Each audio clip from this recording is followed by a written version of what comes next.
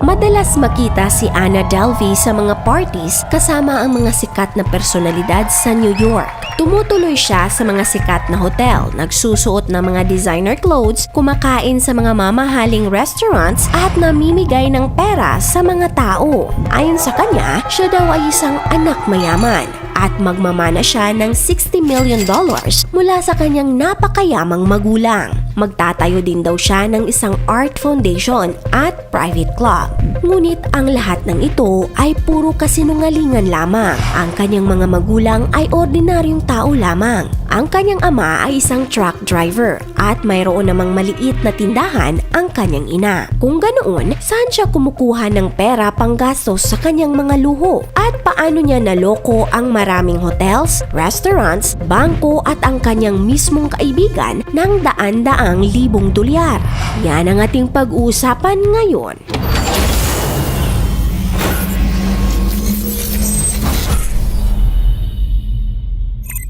Noong October 2017 ay nadakip si Anna Delvey dahil sa kasong grand larceny o pagnanakaw. Marami kasi siyang niloko para lang makamit at matamasa ang lifestyle na gusto niya. Mula restaurants hanggang sa hotels, bangko at maging ang mga taong itinuring siyang kaibigan. Naging kontrobersyal ang kanyang kaso kaya maraming podcast at mga libro ang nagsilabasan tungkol sa kanyang buhay. At binili rin ng Netflix ang rights sa ginawang storya ng New York Magazine at plano nilang gawa ng pelikula ang buhay ni Anna Delvey at ipapalabas ito ngayong taon. Dumating si Anna sa New York noong 2013 dahil nag-cover siya ng Fashion Week para sa kumpanyang Purple kung saan siya nagtatrabaho. At dahil sa nagustuhan niya ang New York at marami rin siyang naging kaibigan, ay nagdesisyon siyang manatili sa New York. Nagtrabaho siya sa New York office ng Purple, ngunit kalaunan ay nag-resign rin siya sa kanyang trabaho. At dito na nagsimula ang kanyang panluloko. Madalas siyang makita sa mga parties sa New York kasama ang mga sikat na personalidad. Palipat-lipat siya ng hotel at kumakain sa mamahaling restaurants nang hindi nagbabayad. Ang lagi niyang sinasabi ay iwa-wire transfer na lang niya ang bayad at ito ay ongoing na, ngunit wala namang wire transfer na naganap. Sinasabi ni Anna sa lahat ng nakakausap niya na mayaman ang kanyang pamilya at magmamana siya ng $60 million o humigit kumulang 2.9 billion pesos pagdating niya ng 25 years old.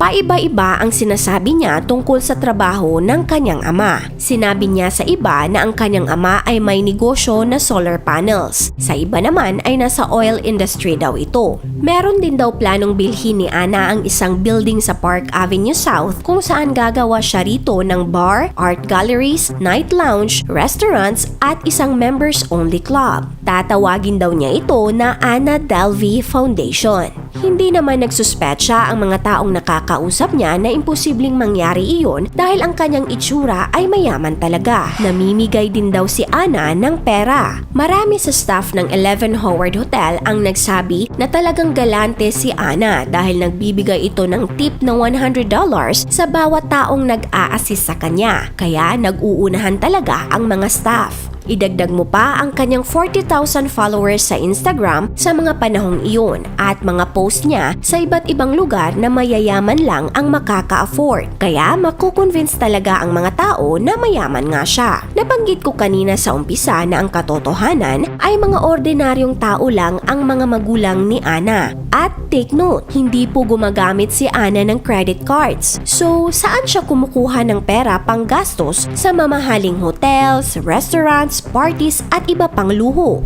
Bago natin yan sagutin, nagustuhan niyo po ba ang kwento natin so far? Kung oo, ay mag-comment po kayo ng big yes.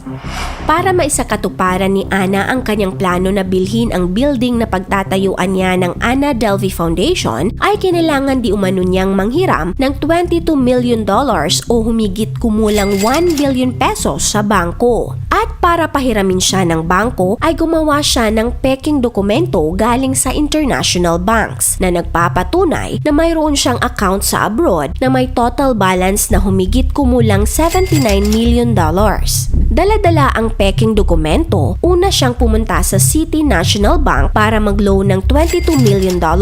Ngunit sa kasamaang palad ay na-denied ang kanyang loan. Kaya naman, pumunta siya sa Fortress Investment Group at ginamit niya ulit ang dokumento. Pumayag ang Fortress sa kanyang loan ngunit sa isang kondisyon. Magbibigay si Ana ng $100,000 para sa expenses sa pag-process ng loan. Kaya bumalik siya sa City National Bank para mag-loan ng $100,000 at nangakong babayaran niya ito kapag naibigay na ng Fortress ang $22 million. And this time ay pumayag ang City National Bank kaya nakakuha siya ng $100,000. Ibinigay niya ito sa Fortress. Ngunit noong panahon na para mag-verify sila sa mga assets ni Ana para makomplete ang loan ay nag-back out si Ana. Sa mga panahong iyon ay nagamit na ng Fortress ang $45,000 mula sa $100,000 na ibinigay ni Ana. Kaya isinauli ng Fortress ang natirang $55,000 kay Ana. At ito na ang kanyang ginamit na panggastos sa kanyang mga luho. Nag-deposit rin siya ng mga bad checks at nakapag-withdraw ng pera bago pa man nalaman na ito ay isang bounce check. At hindi lang yan, umarkila pa siya ng isang private plane sa kumpanyang Blade sa halagang $35,000 at hindi niya iyon binayaran. Hindi ko alam kung paano niya nagagawa ang lahat ng iyon, pero magaling lang siguro talaga si Ana na mangumbinsi ng tao kaya nagagawa niya iyon. Isa rin sa mga nabiktima ni Ana at isa rin sa nagpatotoo sa korte na si Ana ay isang scammer ay ang kanyang mismong kaibigan na si Rachel Williams, isang photo editor sa Vanity Fair. Nagkakilala si Ana at Rachel noong 2016 at tulad rin ng iba, ikinuwento rin ni Ana kay Rachel ang kanyang buhay at ang plano niya. Naging magkaibigan sila at dahil isa daw German citizen si Ana ay wala daw siyang permanenteng tirahan sa New York. Nakatira lang daw siya sa isang hotel malapit sa apartment ni Rachel kaya madalas na silang nagkikita. At noong May 2017 ay nagplano si Ana ng bakasyon sa Morocco at in-invite niya si Rachel. Ngunit dahil sa walang pera si Rachel ay sabi niya na hindi siya sasama. Ngunit sabi naman ni Ana ay siya ang bahala sa lahat ng gastos. Kaya sino ba naman ang hindi sasama, di ba? Kaya sumama si Rachel at sumama rin ang isang physical trainer at isang photographer. Ngunit dahil sa nagkaproblema di umano si Ana sa kanyang debit card ay nagamit ni Rachel ang kanyang credit card sa pagkuha ng plane ticket dahil ayon naman kay Ana ay babayaran lang daw niya ito sa susunod na linggo. Kaya kampante naman si Rachel. Pagdating sa Morocco ay nagstay sila sa isang exclusive resort na ang price ay $7,000 or humigit kumulang 339,000 pesos per night at mayroon itong sariling pool. Grabe, di ba?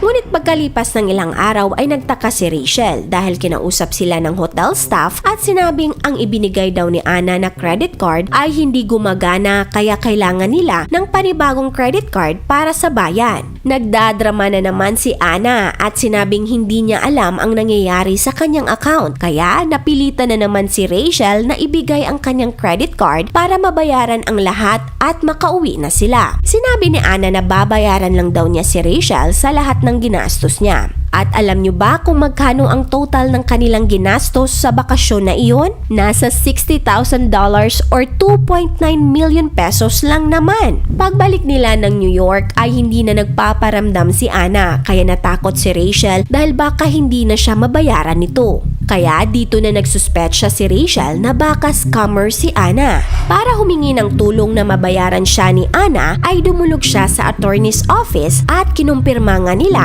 na may ongoing criminal investigation si Ana. Hindi makapaniwala si Rachel sa kanyang narinig. Hindi siya makapaniwala na ginamit lang pala siya ni Ana para maging kapani-paniwala na high status nga siya dahil nga nagtatrabaho si Rachel sa isang sikat na magazine company. Nalaman din ni Rachel ang tunay na pagkatao ni Ana at hindi lang pala siya ang nabiktima nito kundi marami pang iba.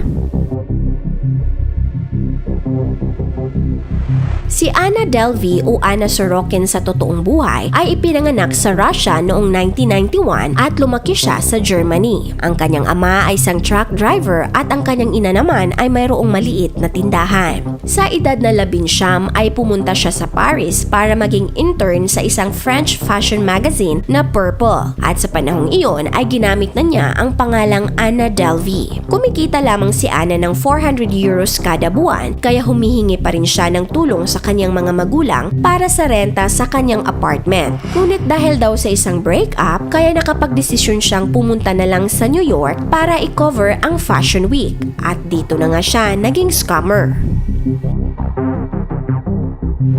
Nahanap ng mga pulis ang pinagtataguan ni Anna sa Malibu. Inaresto siya noong October 3, 2017 at ibinalik siya sa New York para sa isang trial. At alam nyo ba, sinasabing kahit sa kulungan ay nag-request pa si Anna ng personal stylist para bihisan siya kapag humaharap siya sa isang trial. At kapag hindi daw nagustuhan ni Anna ang kanyang suot, ay ika-cancel daw nito bigla ang trial. Nais lang daw kasi niyang makita ng judge na mayaman talaga siya at mayroon siyang gustong gawing plano, ngunit hindi nga lang naging maganda ang takbo. Ngunit ganun pa man, nasentensyahan si Anna ng pagkakakulong sa loob ng 4 hanggang 12 taon. Magbabayad rin siya ng mga fees at idideport siya sa Germany pagkatapos ng kanyang sentensya. Maaaring ipalabas ng Netflix ang kanyang storya ngayong 2020 at ang parte ng kita ni Anna ay mapupunta sa mga taong pinagkakautangan niya. Kung nagustuhan niyo po ang video natin ngayon, paki-click ang like button at kung bago pa lang po kayo sa aming channel, make sure na mag-subscribe kayo para lagi po kayong updated sa mga bagong videos namin. This is your Ate O from O Republic. Hanggang sa muli and stay awesome!